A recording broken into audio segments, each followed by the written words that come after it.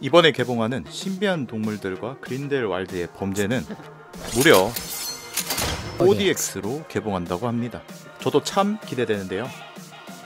요즘은 예고편 보는 재미로 사는 것 같습니다. 오늘 알아볼 것은 예고편에 등장했던 동물들 중에 니플러라던가 보우트러클은 저번에 소개했으니까 빼고 중국, 일본, 프랑스, 스코틀랜드 등 여러 나라의 신비한 동물들을 몽땅 다 알아보겠습니다.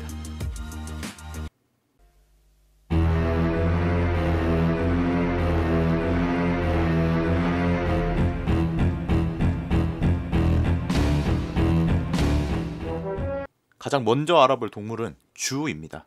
쥐 서식지는 중국으로 이 생물은 5가지의 빛깔을 낼 수 있다고 전해지며 외형은 줄무늬가 있는 몸체에 화려한 갈기, 입 밖으로 튀어나온 4개의 송곳니와 그리고 몸보다도 긴 꼬리가 특징입니다.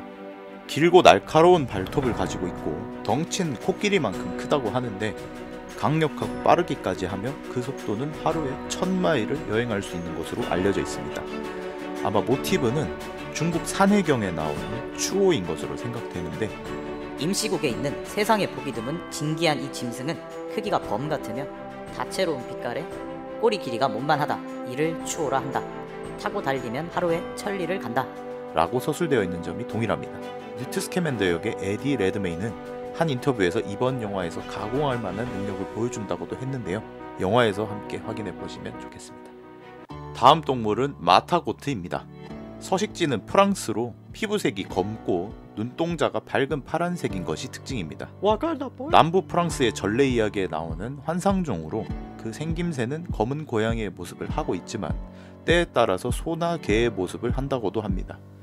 마타고트는 사악한 본성을 가졌다고 하지만 먹이를 주며 잘 보살펴 준다면 그 주인에게 복을 준다고도 합니다. 영화에서는 검은 고양이를 닮은 마법 생물로 묘사되었으며 프랑스 마법부의 일부 부서에서 서신 및 보안을 다루는 등 수작업을 위해 사용된다고 합니다. 보통은 해롭지 않지만 화가 나면 매우 사나운 동물로 변한다고 합니다. 다음은 어거레이입니다. 가끔씩 북부 유럽의 다른 곳에서 발견되는 경우도 있지만 주 서식지는 아일랜드와 영국으로 알려져 있습니다. 아일랜드 피닉스로도 알려져 있는 어거레이는 슬퍼 보이는 눈빛이 특징으로 초록빛이 감도는 검은 깃털을 가지고 있습니다. 또한 날카로운 부리를 가졌지만 겉보기에는 작고 영양이 부족한 독수리 같은 외모를 하고 있습니다. 이 동물은 극도로 수줍음을 타는데 들장미 덤불이나 가시나무에 둥지를 틀고 커다란 벌레와 픽시를 잡아먹는다고 합니다. 폭우가 오는 날에만 날아다니는 모습을 볼 수 있다고 하며 그렇지 않은 날에는 눈물방울 모양의 둥지 안에서 가만히 몸을 숨긴 채 꼼짝도 하지 않는다고 합니다. 어거레이는 독특하게 낮고 고동치는 듯한 울음소리를 내는데 한때 마법사들은 이 소리가 죽음을 예고하는 소리라고 믿었습니다. 따라서 그들은 가슴을 뒤흔드는 이 소리를 듣는 것이 무서워서 어거레이의 둥지를 피해 다녔다고 합니다. 또한 마법사 몇몇은 가시덤불 근처를 지나다가 눈에 보이지 않는 어거레이의 비통한 울음소리를 듣고 심장 발작을 일으키기도 했다고 합니다. 하지만 끈질긴 연구 끝에 알아낸 바에 따르면 어거레이의 노랫소리는 단지 비가 온다는 것을 알려주는 것이라고 밝혀졌습니다. 이러한 사실이 알려진 다음부터 어거레이는 가정용 기상 예측가로서 사랑을 받았습니다. 하지만 겨울에는 거의 날마다 울어댔으므로 어거레이를 키우는 마법사는 고도의 인내심을 발휘해야 했다고 합니다. 또한 어거레이의 깃털은 잉크를 튕겨내기 때문에 기펜으로는 전혀 쓸모가 없다고는 하나 호그와트의 입학 승인 기펜은 어거레이의 깃털로 만들어져 있다고 합니다. 다음 동물은 켈피입니다. 작가 조앤 롤링이 한 인터뷰에서 가장 좋아하는 동물이라고 하기도 했습니다. 영국 아일랜드 지방에 주로 서식하는 마법 생물로 다양한 모습으로 변하며 바다 뱀으로 변신하는 것을 좋아하지만 기본적으로 말의 모습으로 나타난다고 합니다.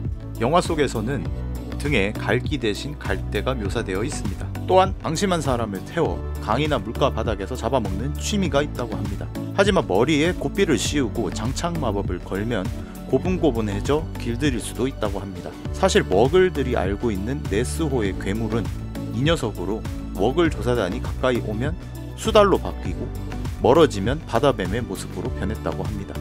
스코틀랜드 신화에서 묘사된 모습은 말과 비슷한 모습으로 평소에는 물속에 잠복해 있다가 사람을 깨어내어 물속에 빠뜨려 잡아먹는다고 전해집니다.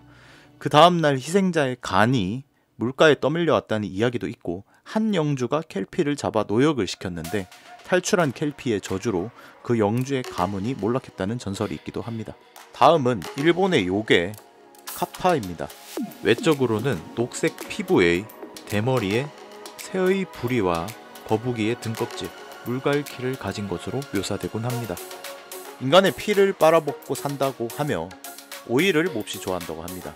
오이를 줄 때 자신이 원하는 사람의 이름을 적어서 그 사람을 해치지 말아달라고 부탁을 하면 그 부탁을 들어준다고도 합니다.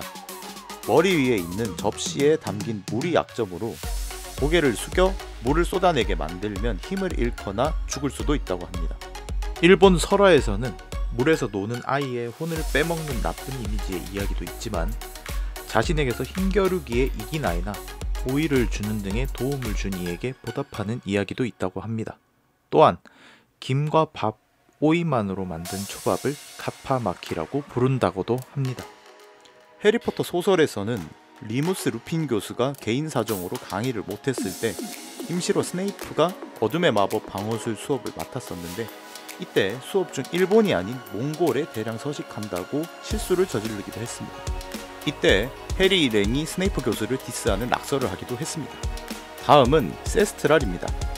호그와트로 가는 말 없는 마차를 끄는 생물로 비쩍 마른 말처럼 생긴 몸에 박쥐 날개가 달린 기괴한 모습을 하고 있습니다. 세스트랄은 특정한 경험을 한 사람의 눈에만 보이게 되는데 세스트랄을 보기 위한 조건은 죽은 사람을 보고 그 죽음을 제대로 인식하는 것입니다. 또한 죽음의 성물 중 하나인 딱총나무 지팡이의 재료로 이 생물의 꼬리털이 쓰였다고도 합니다. 해리포터는 그 전까지 말 없이 달리는 줄 알았던 마차의 세스트랄이 보여 깜짝 놀랐는데 해리의 친구들은 세스트랄을 볼 수 없었습니다. 루나 러브굿 또한 어릴 적 어머니가 마법 실험 실패로 돌아가시는 것을 본 경험이 있었기 때문에 세스트랄을 볼 수 있었습니다. 세스트랄은 피냄새를 매우 잘 맡는다고 합니다. 그래서 세스트랄을 부르려면 피냄새를 풍기면 된다고 합니다. 또한 일반적인 말들과는 다르게 육식성이지만 딱히 인간에게 덤벼드는 묘사는 없으며 생전 처음으로 세스트랄을 타본 론과 해리 일행이 타도 아무런 저항도 하지 않고 고분고분히 런던까지 날아가 주기도 했습니다. 돌로레스 엄브리지 말에 의하면 마법부가 세스트랄을 위험 등급으로 분류해 놓았다고는 하지만 해그리드는 기분 상하게 하면 좀 물어뜯을 수는 있어도 위험하지는 않다고 주장합니다. 여기까지 예고편에 나왔던 동물들만 가볍게 정리해 봤는데요. 영화가 더 기대되지 않으신가요? 저만 그런가요? 이번 영화는 4DX로도 개봉한다니까 재밌게 보시길 바랍니다. 다음에 또 재밌는 영상으로 찾아뵙도록 하겠습니다. 영상이 재밌으셨다면 좋아요와 구독 부탁드립니다. 안녕.